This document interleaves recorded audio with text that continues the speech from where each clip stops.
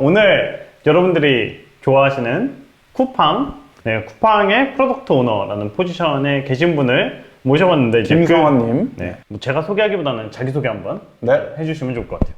네, 저는 현재 쿠팡에서 프로덕트 오너로 재직 중인 김성한이라고 합니다. 반갑습니다.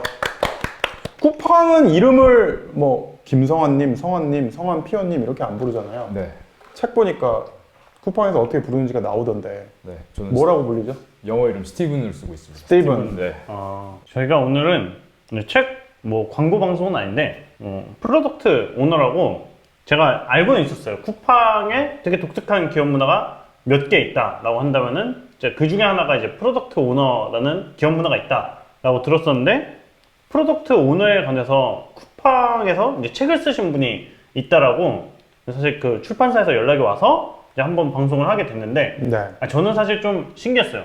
제가 아는 쿠팡은 이렇게 직원이 쿠팡에 대해서 책 쓰고 뭐 가만 안 놔둘 것 같은데. 이런 거 되게 싫어하는 기업을 알고 쿠팡의 있거든요. 문화는 비밀주의 아닙니까? 네. 누가 뭐 했는지 외부에 알리지 않는? 애자일과 워터폴이 공존하고 그리고 투명성과 비밀주의가 공존하는 문화라고. 우선 이 책에 대해서 한번 소개를. 저는 프로덕트 오너 계속해서 프로덕트를 만들었는데요. 프로덕트라고 하면은 보통 우리가 모바일 이제 핸드폰에서 사용하고 있는 모든 모바일 앱을 프로덕트라고 저희는 불러요. 카카오톡이나 토스나 쿠팡 등등 프로덕트라고 하는데 그거를 이제 기획하고 디자인하고 개발까지 이어지게 해서 운영까지 책임지는 사람을 프로덕트 오너라고 부르거든요. 근데 미국에서는 프로덕트 오너나 프로덕트 매니저들이 굉장히 많아요. 근데 한국에서는 그걸 체계적으로 커리어를 쌓거나 뭐 교육을 받으신 분들이 많이 없기 때문에 제가 지난 몇 년 동안 프로덕트 오너들을 채용하려고 굉장히 많은 노력을 했고요. 심지어 한 200명 이상을 제가 면접을 봤던 것 같아요. 그런데 적합한 분을 찾을 수가 없어서 제가 그동안 제가 배웠고 제가 했던 경험을 책으로 녹여서 더 많은 분들이 프로덕트 오너가 될 수 있고 또 프로덕트를 제대로 만들 수 있게 했으면 좋겠다라는 생각이 들어서 제가 적게 됐습니다. 왜 내가 이 프로덕트 오너 일을 사랑하는가? 맞아요. 왜 책까지 쓰시게 됐는지. 결국에는 제가 만든 프로덕트를 누군가가 사용을 하거든요. 예를 들어서 쿠팡이라는 앱을 사용하시는 분들이 그걸 통해서 뭔가 가치를 얻고 감동을 받았다고 표현하시는 분들이 꽤 많아요. 이게 그 다음날 아침까지 배달이 된다니. 제가 책 말미에도 이런 비슷한 얘기를 적었던 것 같아요.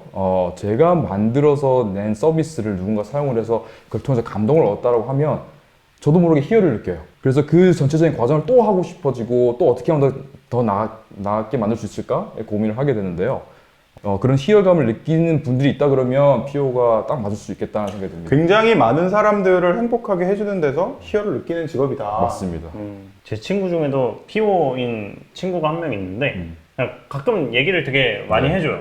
자기가 창업은 안 해봤는데 되게 창업한 것 같다 라고 얘기를 하는데 되게 뭐 늦게까지도 일을 하는데 그 자기의 뭐 롤이라든지 이게 되게 명확하게 주어져 있어가지고 그거를 이제 온전히 스스로 해내야 되고 그게 좀 극한의 상황을 느끼기도 한데 보람도 있고. 프로덕트 오너랑 CEO를 많이 비교한다. 이 책에도 나오는 얘기인데 프로덕트 오너만 하신 분들은 사실 그 얘기를 하기가 좀 곤란하죠. 왜냐면 CEO를 안 해봤으니까. 근데 성환님은 CEO를 해보셨잖아요. 네, 해봤습니다. 네, 어떤 회사 CEO셨죠? 고등학교 졸업하기 전에 미국에서 지금 당시로 보면 약간 구글 드라이브 같은 거죠. 2005년부터 제가 시작을 했었고요. 그래서 한 2008년도까지 개발을 하다가 성공은 못했습니다. 그리고 나서 제가 한국에서 한 번 더 그 머신 트랜슬레이터라고 그러죠. 언어 번역기 그거를 3세대로 한번 만들어 볼까? 라는 생각이 들어서 그걸 한번 시도를 해봤었고요. 정부 지원도 받아봤고 그런데 쿠팡이 저를 데려가는 바람에 제가 놔두고 쿠팡으로 가게 됐고요. 근데 어떻게 대표가 회사를 놔두고 다른 회사에 취직을 합니까? 있을 수 있는 일. PO라는 직군이 막 있지는 각광받기 전이었을 거잖아요. 본인이 학창 시절이나 이럴 때는 어떤 공부를 하고 어떤 경험을 하다 보니까 나는 자연스럽게 PO가 된 것 같아요. 좀 걸어온 여정에 대해서 이야기를 좀 해주면 좋을 것 같아요. 고등학교를 원래 4년을 다녀야 되거든요. 4년을 다녀야 되는데 제가 3년 만에 졸업 여건을 다 충족을 시켰어요. 그래서 역사상 제가 한 3번째였던 것 같은데요. 대박이다. 그래서 제가 스타트업을 이제 마지막 해에 이제 만들었던 거고. 그래서 고3 때 놀았구나. 그게 아무나 노는 게 아닙니다. 그래서 그때 저는 좀 약간 이과적으로 공부를 많이 했었어요. 이미. 그랬는데 제가 일단 스타트업을 창업을 했고 그걸 하다가 투자자를 한 번 만났는데요. 그분이 프랑스인이었어요. 네, 일본에서 그걸 만났는데 저한테 밤새도록 얘기를 하다가 갑자기 프랑스에 이런 학교가 있다. 스타트업을 창업해서 그 투자자를 만난 게 인생을 바꿔놓은 거네요. 정말 많이 바꿨습니다. 와우. 네. 네, 그래서 그분이 너는 아직 어리니까 5년 정도 투자할 수 있다 그러면 무조건 이 학교를 가라. 네. 파리 정치학교로는 왜 갔는지. 어, 컴퓨터 좋아하고. 그렇죠. 약간 그랬는데. 폴리테크닉도 있고. 네. 그렇죠. 네. 근데 리더들, 프랑스에 있는 거의 모든 리더들은 전부 다 이 학교 출신이라고 보면 되거든요. 대통령들. 정치학교 이 학교를 간 이유는 사고하는 방식을 되게 다르게 가르쳐 준다고 제가 들었어요. 그분한테서. 실제로 가면 항상 강조하는 게 한 가지 이벤트가 있어도 그거를 바라보는 시각은 다 다르다. 그러면 학교를 가면 신문이 3가지가 쌓여져 있어요. 네. 좌파, 중도, 우파의 성향의 신문을 다 쌓아놓고 한 부씩 다 가져가게 만들어요. 네. 그래서 한 가지 사건이 있더라도 그걸 다 읽어라. 입체적으로 볼 수 있게. 네. 국가의 리더가 될 사람이 하나의 어떤 이데올로기만 갖고 네. 있으면 안 되니까 네. 입체적으로 보는 훈련을 굉장히 많이 시키는군요. 네네네. 와, 난 정치는 아닌 것 같다. 근데 생각해보니까 네. 결과적으로 그 교육은 피오가 되시는데 큰 도움이 됐을 것 같아요. 엄청나게 큰 도움이 됐습니다. 어. 네. 그리고 그 학교는 굉장히 많은 과목을 가르쳐요. 다른 대학들은 아마 미국에서는 한 학기나 한 4과목, 5과목, 저희는 9과목, 10과목을 가르치거든요. 그래서 교수님이 이야기를 해요. 너는 이거 다 배울 수 없어. 가장 중요한 것만 네가 빨리 파악을 해서 배우려고 해. 맥락을 빨리 파악을 해야 돼. 패스트 러너를 키우는 교육이군요. 맞습니다. 네. 그리고 그걸 요약하는 방식도 알려줍니다. 그래서 예를 들어서 장관이 어디 가서 연설을 해야 되는데 비서가 딱 10분밖에 없어요. 운전하고 가는 동안. 그럼 10분 내에 그 장관이 그걸 판단할 수 있도록 그 많은 정보를 딱 한 페이지 내에 요약하는 게 있거든요. 그것도 계속 트레이닝을 시킵니다. 그래서 정말 방대한 양의 데이터를 추측을 해서 딱 한 페이지로 만드는 거. 석사까지는 이제 글로벌 정치학부인데 갑자기 NHN 넥스트에서 소프트웨어 엔지니어 과정을 거치고 네. IT 업계로 슝. 그렇지. 네. 그럼 아마도 이제 추측하기로는 석사 때라든지 뭔가 테크 업계에 내가 다시 가야겠다 이런 생각이 들지 않았을까라는 생각을 해보는데 좀 네. 과정이 어땠어요? 늘 그 갈증이 있죠. 제가 프로토를 직접 만들고 싶다는 갈증. 내 머릿속에 뭔가 아이디어가 떠올랐을 때 코딩을 해서 내가 그걸 뭔가 발현을 시켜보고 싶다는 갈증이 늘 있었어요. 그냥 처음에 스타트업 할 때도 다른 분들한테 의존을 해야 되니까. 그렇죠. 그런데 갑자기 네이버가 한 1,000억 정도를 투자를 해서 NHN 넥스트라는 만들겠다라고 소식을 듣자마자 제가 바로 지원을 하게 됐고요. 그리고 그때 이 경험들이 정말 우리 피오님을 만드셨네요. 그렇습니다. 그럼 굉장히 소규모의 스타트업을 하시는 분들께 네. 이 쿠팡 피오로서 이 경험을 바탕으로 주시고 싶은 조언이 있다면? 쿠팡의 특징 중에 하나가 고객이 집착하는 거잖아요. 네. 내가 지금 하고자 하는 이 일이 어떤 고객한테 어떤 가치를 제공할 건지에 대해서 명확하게 알고 있어야 돼요. 내가 생각했을 때 나는 이걸 만들면 이 사람이 좋아할 거야 가 아니라 정말 그걸 분석을 해서 내가 이걸 만들었을 경우에는 이런 고객들이 이런 가치를 느끼게 될 거고 나는 그걸 증명하기 위해서 이 데이터 포인트를 볼 겁니다 라고 명확하게 알고 있어야 돼요. 그게 CEO가 됐건 같은 창업 파트너가 됐건 개발자가 됐건 모든 분들이 얼라이먼트가 돼야 돼요. 그래서 제가 코빗에 지원을 했을 때 3분이 저를 면접을 봤거든요. 대표님이랑 CTO랑 그리고 사업개발 총괄 하신 분 3분한테 제가 똑같은 걸 여쭤봤어요. 이 회사의 미션은 뭔가요? 저는 다 똑같이 대답하셨습니까? 다 똑같이 대답하지 않았어요. 그래서 제가 6개월이 걸렸습니다. 한 분이 대답을 제가 했는데 그걸 해내겠습니다. 싱크를 하겠습니다. 네, 그래서 저는 명확하게 우리가 존재하는 이유 그리고 고객한테 어떤 가치를 제공해야 되는지를 잘 알면 된다. 다음번 창업하실 때는 내가 이렇게 다르게 CEO가 될 것 같다. 다르게 행동하는 CEO가 될 것 같다. 저는 2가지일 것 같아요. 아까 지금 방금 말씀드린 것처럼 내가 어떤 고객한테 어떤 가치를 제공해야 될지 명확하게 알아야 될 것 같아요. 제가 제일 초반에 고등학교 때 창업했을 때는 그냥 제 머릿속에 이거 하면 재밌을 것 같아. 뭐. 너무 재밌을 것 같아. 사람들 이거 다 쓸 하면은 것 같아. 맞아요. 그래서 2번째가 발생되는데요. 이런저런 피처를 다 넣게 돼요. 그렇지. 나는 뭘 좋아할지 몰라서 전부 다 집어넣었어. 이것도 넣어보고 싶고 내가 한다 그러면 난 이것도 있으면 좋을 것 같고 그러면서 계속 넣게 돼요. 방송 보시는 CEO분들 가슴에 손을 얹고 내가 그러고 있지는 않은가 한번 생각해 보세요. 대부분 그렇게 하세요. 네. 그 프로덕트 오너를 양성하기 위해서 커리큘럼이 대충 어떻게 돼요? 이게 교육을 통해서 이게 만들어질 수 있는 건가? 그렇죠. 네, 그런 생각도 들고요. 네. 그래서 2가지 관점인 것 같아요. 하나는 일단 근본적인 그 자질, 그 성향. 제가 아까 말씀드렸죠. 빨리 해결하고 싶어하고 오너십을 가진 성향이 있어야 될 것 같고 그걸 1차적으로 저희가 필터링 할 거고요. 2번째는 이 책이 나열되는 순서가 딱 어떻게 하면 프로덕트를 만들 수 있는지에 대한 순서예요. 맞아요. 네. 데이터를 분석해보고 내가 골을 정하고 원칙을 정해서 개발자들이랑 협업하고 디자인을 하고 테스트해보고 출시해서 운영까지 해본 모든 게 이제 챕터별로 다 원칙이 정해져 있거든요. 책이 되게 좋은 게 되게 프랙티컬해요. 그래서 저는 이 맞아요. 책이 되게 훌륭한 책이라고 생각했는데 감사합니다. 그래서 뭐 저는 누가 제일 먼저 보셨으면 좋을 책이라고 생각했냐면 그냥 경영자분들이 보시면 되게 좋을, 왜 우리 회사의 프로덕트는 이 모양이야 이렇게 생각하는 분이 계시다면 읽고 한번 이렇게 읽어보시면 어떻겠습니까? 제안하기 좋은 책이라고 생각했는데요. 뭐 네. 교육을 해가지고 하려면 코드 스테이츠 약간 교육비가 비싼데 그러면 300만 원 수강료를 내고 프로덕트 A to Z 300만 원으로 만들어보게 한 다음에 너 합격하면은 수강료 들려주고 막 수강료는 무료입니다. 무료예요? 저희가 지원을 하고요. 야, 이 정도는 돼야지 대인배. 근데 그러면 네. 시험을 봐서 뽑나요? 뭐 나 이거 듣고 싶어 이런 사람이 몇백 명일 수도 있는 거예요. 일단 1차적으로 지원자의 원서를 받으면 제가 한번 필터링을 하고요.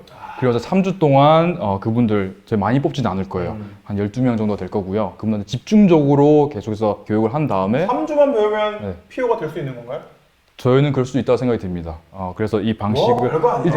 일단 네. 와 3주만 있으면 PO가 된다면 뭐 무슨 애꼴 그럼 제 꼴을 왜 간 거예요? 맞아. 미국 필립스 아카데미 필립스 아카데미만 3년을 다 국경대학교 12주면 12주가 아니지 3주? 네, 그래서 제가 네. 힘들게 겪어서 얻은 노하우를 이제 함축시켜서 이건 네, 마치 제공하려고 합니다. 어떤 느낌이냐면은 이 그 사골국물로 유명한 맛집이 그 오뚜기 같은 데서 3분 요리를 만든 것 같은 그런 느낌인데 이 책을 통해서 내가 전달하고자 했던 거 이제 뭐 아까는 이제 초반부에는 이제 좀 채용이 어렵다라고 했지만 근데 그 단순히 좀 채용 서적으로 네. 채용 목적의 서적으로 이 책을 쓰진 않았을 것 같아요. 네. 작가로서 이거를 정말로 왜 썼고 뭘 전하고 싶었고 그리고 그냥 본인한테도 이 책이 어떤 의미인지 한번 이야기를 해주면 좋을 것 같아요. 저는 PO로서 한정적인 자원을 어떻게 최적화시켜서 사용하는지에 대해서 좀 몰두한 사람이잖아요. 제가 처음에 에세이라는 그 책을 썼을 때, 심표한 책을 썼을 때도 내가 했던 경험을 통해서 나쁜 선택을 했던 것들은 다른 사람이 읽고 반복하지 않았으면 좋겠다는 마음이 컸거든요. 여기가 지뢰밭이야. 네. 내가 했던 경험을 통해서 배움을 얻을 수 있겠다는 생각이 들면은 그걸 도전하기를 바랬고 저는 그래서 그걸 나누고 싶었어요. 기록을 남기고 싶었고 근데 이 책도 마찬가지로 프롤로그랑 에필로그에 그런 내용이 조금씩 나오는데요. 맞아요, 있어요. 창업을 하시겠다. 그러면 제가 아까 말씀드렸다시피 그냥 내가 만들고 싶은 걸 만드는 게 아니라 정말 어떤 고객한테 어떤 가치를 제공하고 싶어서 이걸 만드는지 명확하게 알아서 그 자원을 스스로 잘 쓰시기를 바라는 마음에 저는 이걸 썼습니다. 창업하시는 분이든 프로덕트를 만드시는 분이든 경영을 하시는 분이든 원칙과 이런 수단들을 통해서 정말 좋은 서비스를 한정적인 자원을 가지고 많이 만들어낼 수 있도록 하고 싶어서 제가 썼습니다. 결국은 아까 말씀하신 먼저 썼던 쉼표랑 이 책이 맥락이 좀 되게 비슷한 것 같아요. 네. 내 인생을 갈아서 캔으로 하나 딱 담은 거지. 네. 요걸 드시면 나 같은 실수는 하지 않습니다. 보약을 하나 딱 지은 거죠. 네. 그러면은 끝으로 저희가 질문 3개 정도 네. 받아보고 네. 이제 뭐 마지막으로 네. 이제 그 책 홍보 멘트 한번 하고 알겠습니다. 네, 열심히 끝내보겠습니다. 올려주세요. 현재 스타트업에서 혼자 개발자로 일을 하고 있대요. 되게 극초기인 것 같아요. 와. 아마. 슬프다. 네. 내 가슴이 먹먹하네. 네, 뭐 개발 이해 경험을 해보고 싶어서 도전을 해봤는데 업무량이 많아서 번아웃을 종종 한대요. 근데 4시간밖에 못 주무시고 코비드 때는 이제 더 덜 주무셨고 번아웃 번아웃은 예방은 없을 좀 수가 어떻게 하는지 겪긴 겪어요 번아웃을? 번아웃을 안 겪으려고 좀 많은 노력을 하고요. 그래서 원래는 제가 퇴근하고 일단 운동을 했었어요. 지금 코로나 때문에 제가 못 하고 있는데 운동을 항상 하고 뛰고 다시 집에 와서 더 일을 하는 한이 있더라도 저는 항상 제 체력 관리를 일단 먼저 하고요. 그리고 저는 시간을 제 여자친구가 요즘 많이 보내거든요. 제가 고민하고 있는 것들 다른 사람이 듣고 거기다 조언해주면 그걸 통해서 저는 해결을 하고 있고요. 그래서 번아웃을 안 하기 위해서 제 스스로를 계속 모니터링 하는 것 같습니다. 저는 사업이 계획대로 진행되다가 외부적인 요소로 인해 템포가 늦어질 때 어떻게 대처하는 편인가? 최근에 뭐 특히 뭐 코로나라든지 그렇죠. 천재지변 우리가 어떻게 할 수 없는 이유로 근데 때로는 회사 안에서의 그런 어떤 다른 의사결정 때문에라도 내가 의욕적으로 하던 일이 스톱될 때가 있어요. 네. 어떻게 이 마음을 추스르세요? 제일 컸던 건 쿠팡 때가 아니라 코비드 때였던 것 같아요. 코빗이 세계 7위, 5위에서 7위 정도였거든요. 네, 거래량이 국내 최초 거래소였고 맞아요. 정말 잘 나가고 있다가 이제 다른 경쟁사들이 들어왔죠. 업비트, 빗썸. 그리고 정부 규제가 생겼어요. 그러면 우리는 새로운 신규 고객을 얻을 수 없기 때문에 그동안 계속 투자를 해가지고 뭔가를 개발을 해놨는데 활용성이 거의 떨어지는 시기가 왔거든요. 그때는 다시 재정비를 해야 된다 생각이 들었어요. 네. 우리의 목적은 뭘까? 이제 신규 고객을 유치한 게 목적이 아니라 그러면 기존에 있는 고객들한테 이제 집중을 해서 그 사람들을 계속 리텐션 할 수 있는 방식은 뭐가 있을까? 그래서 그런 상황이 변화됐을 때는 저는 그거를 다시 재설정을 합니다. 그리고 원칙을 다시 만들어요. 갑자기 얘기를 듣고 생각이 나는데 네. 아까 뭐 예를 들면 추석 때 갑자기 이 물동량이 떨어지는 건 일시적인 현상이니까 그건 반영하지 않는다 이렇게 얘기하셨잖아요. 네. 그럼 코로나 때문에 주문율이 기하급수적으로 올라갔잖아요. 네. 그것 때문에 사실 쿠팡의 시스템도 굉장히 삐걱거릴 텐데 네. 이런 코로나로 생긴 이 상황이 뉴노멀이다. 네. 그러니까 우리가 이거에 맞게 시스템을 재편해야 된다가 피오님 생각이신지 아니면 이거 일시적으로 사라질 거니까 네. 그럴 필요 없다가 생각이신 건지. 근데 다행히 저희는 모든 걸 개발할 때 정말 트래픽이 높아졌을 때 어떻게 할지, 왜냐면 일레스틱하게 만든다. 네, 트래픽이 높아졌을 때 그 경험이 중단되거나 다운돼서 고객이 주문을 못하게 된다 그러면 굉장히 안 좋은 거거든요, 경험상. 그럼에도 불구하고 네. 이번에 있었어요. 한 번 있었습니다. 네, 맞아요. 제가 그때 네. 그 캡처해가지고 쿠팡 PO한테 막 보냈는데 연락이 안 되더라고요. 여러분, 쿠팡 피오님 여러분, 좋은 친구를 두십시오. 이런 친구를 두시면 가뜩이나 sab이 부족한데 지금 친구까지 야 이거 뭐냐 이러면 네. 아, 네. 근데 저도 그때 쿠팡 이츠에서 오더를 하고 있었거든요. 주문을 하고 있었는데 이게 안 돼서 이츠 담당하는 PO한테, 개발팀한테 제가 연락을 했었어요. 얼마나 카톡을 50명이 있는데 피오가. 네. 김성한 여기 잠들다. 이 뭐라고 써 있으면 그래 내가 잘 살았어 이럴 것 같아요. 제가 쉼표에 이런 예는 에세이 썼을 때 그걸 적었고 여기도 그런 맥락으로 제가 좀 녹이긴 했는데 그 메시지를 각자가 최고의 인간이 돼야 된다고 생각이 들거든요. 자신이 가진 역량과 자신이 이루고자 하는 그 목적성을 달성할 수 있도록 최고의 인간이 되려고 노력을 해야 된다는 생각이 들어요. 그러기 위해서는 다른 사람의 도움이 필요할 수도 있거든요. 저도 이런 책을 적으면서 다른 사람한테 도움을 주려고 했던 거고, 그래서 최고의 인간이 돼야 되나요? 그냥 먹고 놀면 안 돼요? 그냥 그런- 편하고 행복하게 좋아하는 사람들하고 즐기다가 가면 안 돼요? 저는 되게 뭐- 그막 네. 특수형 같아 진짜 막 UDP 최고의 인간이 돼야 되면 최고의 그런 네. 그런 최고의 인간이라기보다는 뭐 이런 뭐- 최고의 인간인가? 네, 모든 사람이 태어나서 저는 한 가지는 꼭 하고 싶은 게 있다고 생각이 들거든요. 정말 열정, 남이 시키지 않아도 하고 싶어하는 게 한 가지씩 분명히 있다고 생각이 드는데 그거를 찾아서 노력을 해서 최고로 한번 디벨롭을 해볼 수 있는 사람은 최고의 인간이라고 생각이 들어요. 직접 창업도 해보고 네.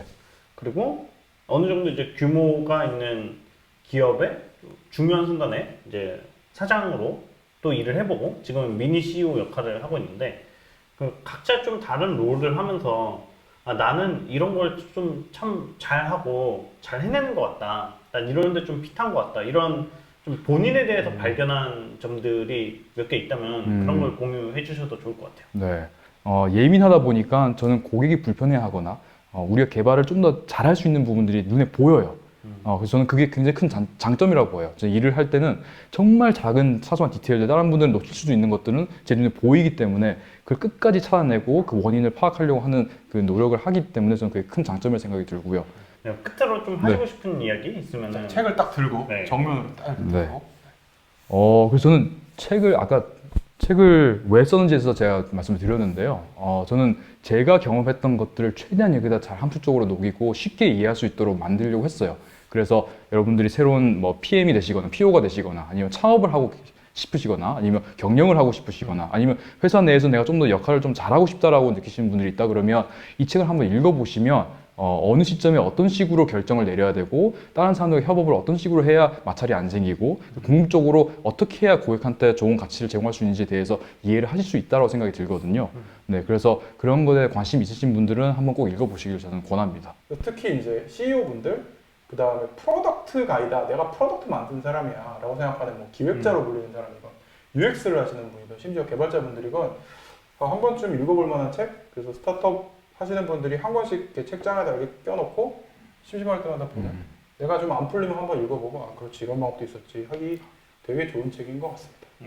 국내에서 테크 쪽 그 경제 경영서 중에 최근 나온 책 중에서는 이제 뭐 외국 거 번역한 거 이런 게 아니라 되게 섹시한 책이라고 많이 느꼈어요.